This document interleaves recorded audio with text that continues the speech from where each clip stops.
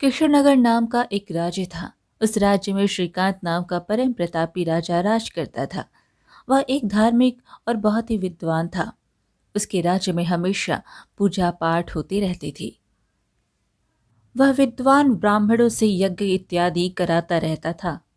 राजा के दरबार में एक से बढ़कर एक विद्वान ब्राह्मण रहा करते थे। इस तरह राजा का दरबार विद्वानों से भरा हुआ था। राजा की रानी रुक्मणी भी राजा की ही तरह परम दयालु और धार्मिक थी।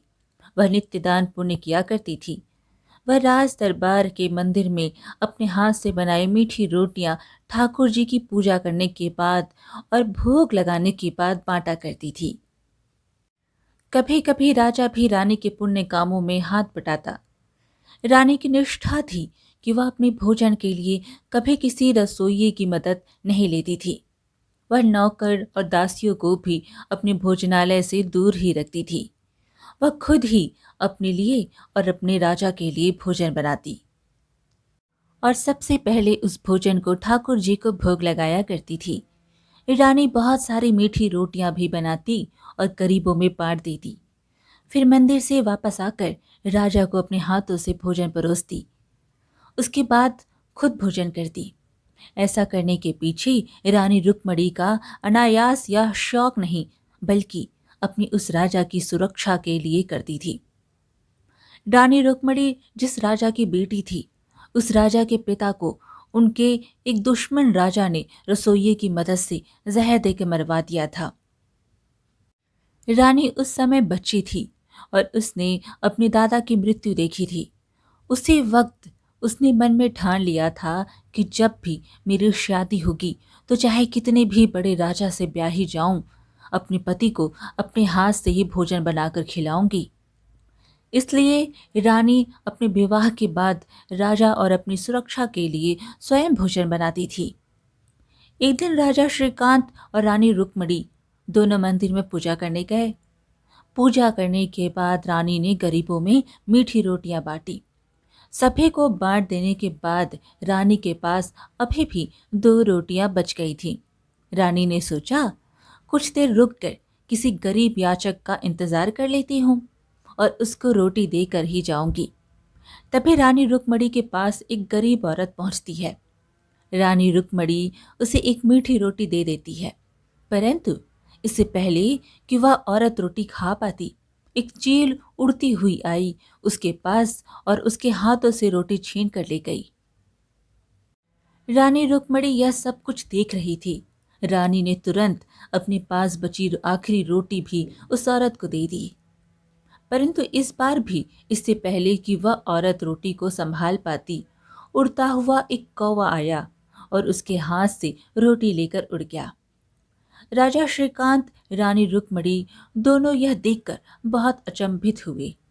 रानी रुक्मणी अपने हाथ से सोने की चूड़ी उतारकर उस औरत को देने लगती है, तो वह औरत चूड़ी लेने से मना कर देती है और बोलने लगती है, मैं आपका सुहाग चिन्ह नहीं ले सकती, अपना दुर्भाग्य आपको नहीं दे सकती। मेरा तो भाग्य ऐसा ही है। मैं दिन भर मांगती हूँ, परंतु किसी न किसी तरीके से रोटी गायब हो जाती है। किसी तरह शाम तक एक रोटी बचती है और उसी को खाकर जिंदा रहती हूँ। राजा श्रीकांत रानी रुक्मणी के साथ अपने दरबार में आ गया। सहसा उसे ख्याल आया कि मेरे दरबार में तो इतने ज्यादा विद्वान मौजूद हैं। मुझे उन विद्वानों की परीक्षा लेनी चाहिए कि वास्तव में वे विद्वान हैं या फिर राज दरबार का राशन बर्बाद कर रहे हैं। राजा ने दरबार में आकर विद्वानों की एक सभा बुलाई और कहने लगी, विद्वानगण, यह बताइए कि वह औरत दिन भर मांगती है, परंतु शाम तक सिर्फ एक रोटी बहुत मुश्किल से उसे नसीब होती है। उस औरत ने अपने पिछले जन्म में ऐसा कौन सा पाप किया था कि आज उसे यह दिन देखने पड़ रहे हैं, और मैंने पिछले जन्म में ऐसा कौन सा पुण्य कर्म किया था कि मैं आज राजा बना हूँ। हमारी रानी अपने सत्कर्म से रानी बन तो गई है, परंतु उसे रसोई बनाने से मुक्ति नहीं मिली। आखिर रानी ने अपने पिछले जन्म में ऐसा क्या कर्म किया था? आप लोग परम विद्वान हैं, महाज्ञानी हैं, आप इसका जवाब हमें दीजिए। यह सुनकर सभी विद्वान एक दूसरे का मुंह देखने लगे। एक विद्वान ने कहा, महाराज, यह तो कर्मों के अनुसार तय होता है। आपने और रानी ने अच्छे कर्म किए तो आप राजा रानी हो, और वह औरत अपने बुरे कर्मों के कारण कष्ट भोग रही है। राजा श्रीकांत ने कहा, यह मेरे प्रश्नों का उत्तर नहीं हुआ। इतनी बात तो कोई मूर्ख आदमी भी जानता है। आप में और आम आदमी में अंतर होना चाहिए। आप जिस आसन पर बैठे हैं वह विद्वानों का आसन है। उस पर सिर्फ विद्वान ही बैठ सकते हैं, और आप अपने आप को विद्वान मानते हो तो आपको मेरे प्रश्नों के उत्तर देने ही होंगे। मैं इन प्रश्नों के उत्तर के लिए आप सबको 1 माह का समय देता हूँ। प्रश्नों के उत्तर देने वाले को हम 1000 स्वर्ण मुद्राएं देंगे और उसे राज दरबार में अपने हाथों से सम्मानित भी करेंगे, और जो उत्तर नहीं दे पाएगा उसे कठोर दंड भी देंगे। उसे नगर में गधे पर बैठाकर घुमाया जाएगा, उसके बाद फांसी पर चढ़ाया जाएगा। आप लोग अभी से अपने काम पर लग जाओ। सभा समाप्त होने के बाद राजा दरबार से चला गया। तब सभी विद्वान आपस में चर्चा करने लगे। वे बोले, राजा श्रीकांत तो हम विद्वानों का दुश्मन बन बैठा है। पता नहीं इस पागल राजा के मन में कहाँ से उटपटांग सवाल पैदा हो गए हैं। अब हम विद्वानों की राज्य छोड़ने में ही भलाई है। सभी विद्वान राजा के प्रश्नों के उत्तर ढूंढने के लिए चल पड़े, परंतु उन 100 विद्वानों में से 96 विद्वान तो दूसरे राज्यों में अपनी जान बचाकर भाग गए। कारण यह था कि वह विद्वान नहीं थे, चापलूस थे। वह यह सोचकर राज दरबार में रहते थे वह सिर्फ राजा का गुणगान कर देंगे और जिंदगी भर मुफ्त की रोटी तोड़ते रहेंगे। परंतु राजा श्रीकांत तो उन विद्वानों का दुश्मन बन गया है, इसलिए 96 विद्वान राजा के दुश्मन राज्यों में भाग गए। अब बचे सिर्फ 4 विद्वान जो अपने आप को विद्वान मानते थे। वे विद्वान थे भी, परंतु भगवान की बनाई सृष्टि में झांकने की विद्वता उनमें नहीं थी। वे चारों किसी विद्वान महात्मा की खोज में निकल पड़े। वे 14 दिन तक विद्वान महात्मा की खोज में घूमते रहे, परंतु उन्हें कोई भी नहीं मिला। उन्हें लगने लगा कि राजा अब उन्हें नहीं छोड़ेगा। पहले गधे पर बैठाकर पूरे राज्य में घुमाएगा, फिर सूली पर चढ़ा देगा। चारों विद्वान जंगल में बैठकर रोने लगे। तभी उधर से एक महात्मा जी गुजर रहे थे। उन्होंने 4 ब्राह्मण विद्वानों को विलाप करते हुए देखा तो वहां ठहर गए और उनके रोने का कारण पूछने लगे। तब चारों विद्वानों ने अपनी व्यथा सुनाई कि राजा ने हमसे बहुत कठिन प्रश्न पूछे हैं जिनका उत्तर हम ब्राह्मण नहीं दे सकते। कोई सिद्ध महात्मा ही दे सकते हैं। आप सिद्ध महात्मा हैं। आप राजा के 3 प्रश्नों के जवाब देकर हमें मरने से बचा सकते हैं। महात्मा जी ने कहा, ठीक है, मैं तुम लोगों की जान बचाने के लिए तुम्हारे साथ राज दरबार चलता हूँ। वे सभी राजा के दरबार में पहुंच गए। राजा ने महात्मा के साथ चारों विद्वानों का स्वागत किया और पूछा, क्या आप मेरे प्रश्नों के उत्तर लेकर आए हैं? तब महात्मा जी बोले, हे राजन, अब वे वजह ही इन ब्राह्मणों को परेशान कर रहे हैं। जो 3 प्रश्न आपने इनसे पूछे हैं वह हमने इनसे सुन रखे हैं। आपके प्रश्नों के जवाब कोई ब्राह्मण या साधारण साधु नहीं दे सकता है। हमें ब्रह्मा जी की बनाई सृष्टि में आगे पीछे झांकने की दृष्टि नहीं मिली है, परंतु ऐसा भी नहीं है कि आपके प्रश्नों के उत्तर मिल ही नहीं सकते हैं। ऐसे कई महात्मा हैं जो आपके प्रश्नों के उत्तर दे सकते हैं। आप कल सुबह उठकर पूर्व की तरफ जंगल में 15 कोस अंदर चले जाइएगा। वहां एक महात्मा तपस्वी हैं। वही महात्मा आपके प्रश्नों के उत्तर देंगे। राजा श्रीकांत को अपने प्रश्नों के उत्तर जानने की उत्सुकता थी। वह सुबह उठकर जंगल में निकल पड़ा। दोपहर तक वह महात्मा के बताए आश्रम में पहुंच गया। महात्मा ने राजा को बड़े आदर के साथ बिठाया और जंगल में इतने अंदर आने का कारण पूछा। तो राजा श्रीकांत ने बताया, महात्मा जी, मेरे मन में 3 सवाल हैं।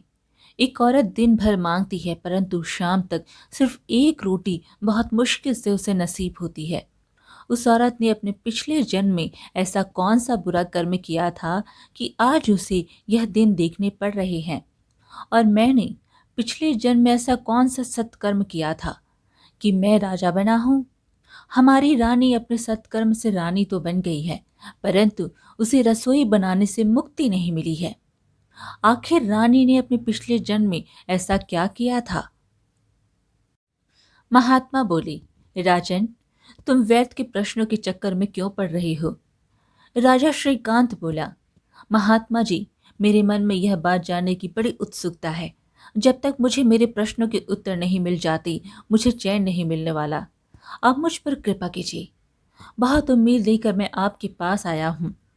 तब महात्मा जी बोले, इन प्रश्नों के उत्तर तो मैं भी नहीं दे सकता हूँ। मुझे सिर्फ 6 माह आगे पीछे देखने की दृष्टि मिली है, और तुम्हें अपने पिछले जन्म के विषय में जानना है। मगर निराश मत हो। ऐसा नहीं है कि तुम्हारे प्रश्न का जवाब कोई नहीं दे सकता, परंतु प्रश्नों का जवाब एक सेठ का लड़का दे सकता है, जिसकी मृत्यु बस एक दिन में होने वाली है। तुम्हें उसके पास अभी जाना होगा। यहाँ से 10 कोस उत्तर की ओर जाने पर तुम्हें एक गांव मिलेगा। वहां एक सेठ का 5 साल का लड़का तुम्हें मिलेगा।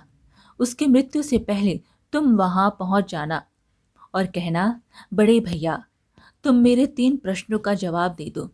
वह बालक ही तुम्हारे प्रश्नों के जवाब देगा। राजा श्रीकांत वहां से तुरंत ही उस गांव के लिए निकल पड़ा। 10 कोस चलने के बाद राजा श्रीकांत उस सेठ के घर पहुंचा। उसने सेठ को बताया कि वह राजा श्रीकांत है और उसके बेटे से अकेले में कुछ बात करना चाहता है। लड़के की तबीयत कुछ ठीक नहीं थी। राजा श्रीकांत बालक के पास गया और बोला, बड़े भैया, तुम मेरे 3 प्रश्नों का जवाब दे दो। बालक बोला, बस कुछ ही देर में मेरी मृत्यु होने वाली है। इससे पहले कि मेरी मृत्यु हो जाए, तुम जल्दी से प्रश्न पूछो। तब राजा ने कहा, एक स्त्री दिन भर मांगती है, परंतु शाम तक उसे सिर्फ एक रोटी बहुत मुश्किल से नसीब होती है। उस स्त्री ने पिछले जन्म में ऐसा कौन सा बुरा कर्म किया था कि आज उसे यह दिन देखने पड़ रहे हैं? और मैंने पिछले जन्म में कौन सा सत्कर्म किया था कि मैं राजा बना हूँ? हमारी रानी अपने कर्म में रानी तो बन गई है, परंतु उसे भोजन बनाने से मुक्ति नहीं मिली। आखिर रानी ने अपने पिछले जन्म में ऐसा क्या किया था? तब वह बालक ने बताना शुरू किया, हे राजन, ध्यान से सुनो। पिछले जन्म में तुम मेरे छोटे भाई थे। हम कुल 3 भाई थे। हम बड़े हो चुके थे। साधु के आश्रम में शिक्षा ग्रहण करते थे। साधु चलने फिरने में असमर्थ थे। उनके आश्रम में हम तीनों भाई शिक्षा ग्रहण करते थे। साधु हमें भिक्षा मांगने के लिए चारों दिशाओं में भेजते थे। वह जिस दिशा में हमें कहते, हम तीनों उसी दिशा में चले जाते। उत्तर दिशा में जब हम भिक्षा मांगने को जाते तो एक गांव पड़ता था। उसमें एक गरीब युवती रहती थी। वह हम तीनों भाइयों को ताज़ा भोजन बनाकर खिलाती, फिर तुम्हें विशेष प्यार करती थी। वह हमें खाना खिलाने के बाद तुम्हारे लिए अलग से भोजन बांध कर दे देती थी, मगर तुम उस भोजन को खुद नहीं खाते थे। तुम उस भोजन को साधु को दे देते थे। किसी दिन गुरुजी हमें दक्षिण दिशा में भेज देते। उधर दुर्जनों का गांव था। वहां हमें कुछ नहीं देता था, बल्कि हमें उस गांव से भगा देते थे। उस गांव से बाहर एक वेश्या रहती थी। हम उसके दरवाजे में भी भिक्षा मांगने जाती तो वह बाहर आती तो बहुत क्रोधित हो जाती और अंदर से 3 रोटी लेकर आती और हमें झोली फैलाने को कहती। जब हम झोली फैलाते तो वह रोटी खुद खा जाती। वह 2 रोटियां तो पूरी तरह से खा जाती, तीसरी रोटी को भी 3-4 हिस्से खा जाती और बची हुई थोड़ी सी रोटी जूठी 3 भाग करके उसे हमारी झोली में डाल देती। हम 2 भाई तो उसकी रोटी वहीं फेंक देते, परंतु तुम उस छोटे टुकड़े को आश्रम लेकर आते और गुरुजी को दे देते। नगर के पूर्व दिशा की तरफ एक विद्वानों का गांव था, जिसमें काफी लोग बहुत मोटे थे। वह जब भी आश्रम की तरफ आते तो हमें आमंत्रित करते कि किसी दिन हमारे गांव भी आया करो। पर जब हम उनके गांव जाते तो वे हमें देखते ही दरवाज़ा बंद कर लेती थी और दरवाज़ा पीटने पर भी दरवाज़ा नहीं खोलती। मगर उनकी स्त्रियां बहुत दयालु थी। वे हमें भोजन और अन्न उनसे छुपा कर देती थी। आश्रम के पश्चिम दिशा की तरफ जो गांव था, हम लोग उसमें जाना नहीं चाहते थे क्योंकि वहां बहुत दरिद्र लोग रहते थे। वे याचकों को देखकर मारने पीटने लगते थे, उनके झोले भी छीन लेते थे। परंतु यह सब जानते हुए भी साधु हमें उस गांव भेज देते थे। वहां मिलता तो कुछ नहीं था, बल्कि उनके डर से भागते भागते हम परेशान हो जाते थे। एक दिन महात्मा को ना जाने क्या सूझी कि लगातार 3 दिनों तक हमें उसी गांव में भेजते रहे। 2 दिनों तक हमें खाने को कुछ नहीं मिला। तीसरे दिन एक बुढ़िया ने हम तीनों को एक एक रोटी दे दी। यह देखकर उस गांव के लोगों ने रोटी छीनने के लिए बहुत दूर तक हमें खदेड़ा। किसी तरह अपने को और रोटी को बचाकर हम आश्रम आ गए। आते ही महात्मा ने हमसे रोटियां मांगी तो सबसे बड़े भाई ने कहा, गुरुजी, यह रोटी मैं आपको नहीं दे सकता। आपको दे दूंगा तो क्या मैं मिट्टी खाऊंगा? महात्मा ने मुझसे भी रोटी मांगी तो मैंने भी जवाब दे दिया कि मैं यह रोटी आपको नहीं दे सकता। मैंने कहा, इतनी छोटी सी रोटी खाकर मैं जीऊं कि मरूं? महात्मा ने जब तुमसे रोटी मांगी तो तुमने उन्हें अपनी रोटी दे दी। महात्मा बहुत प्रसन्न हुए। उन्होंने तुम्हें आशीर्वाद दिया। तू आने वाले समय में इस राज्य का प्रतापी राजा बनेगा। बड़े भाई को कहा, तू एक महात्मा बनेगा, परंतु तुम्हें कभी रोटी नसीब नहीं होगी। महात्मा ने मुझसे कहा, जा, तू जन्मता और मरता रहे। महात्मा ने यह भी कहा कि जो युवती तुम लोगों को प्रेम से खिलाती थी वह रानी बनेगी और प्रेम से अपने हाथों से खाना बनाकर राजा को खिलाती रहेगी, क्योंकि वह मुंह से चाहे कुछ ना कहे परंतु छोटे भाई को पति रूप में मान चुकी है। और हे राजन, वह अब तुम्हारी रानी है। वह वैश्या जो हमें रोटियां दिखाकर खा जाती थी, यह वही स्त्री है जिसे दिन भर मांगने पर भी रोटी नसीब नहीं होती। और पश्चिम तरफ के लोग जो रोटियां छीना करते थे, आज चील और कौवे बने हैं और वह स्त्री की रोटी छीन लेते हैं। जो लोग हमें देखकर दरवाज़ा बंद कर लेते थे मगर उनकी पत्नियां हमें भोजन देती थीं, तो वे लोग अपनी पत्नियों के पुण्य से राज दरबार में विद्वान बने थे, परंतु अब दर दर की ठोकरें खा रहे हैं। जिस साधु ने तुम्हें मेरा पता बताया है वह सिर्फ मिट्टी खाता है। वह हमारा पूर्व जन्म का बड़ा भाई है। और हे राजन, मेरे कर्म में सिर्फ जन्म लेना और मरना लिखा है। मैं जन्म लेने के हर 5 साल बाद मर जाता हूँ। इतना कहने के बाद वह बालक राजा से बोला, राजन, अब आप जाओ, मेरी मृत्यु का समय आ गया है। मुझे उम्मीद है आपको आपके प्रश्नों के जवाब मिल गए हैं। राजा को अपने सवालों के जवाब मिल गए थे। वह अपने महल में लौट आया और सारा वृत्तांत रानी रुक्मणी को कह सुनाया। राजा श्रीकांत बोली, रानी, मनुष्य को कर्मों के अनुसार ही उसका अगला जन्म मिलता है।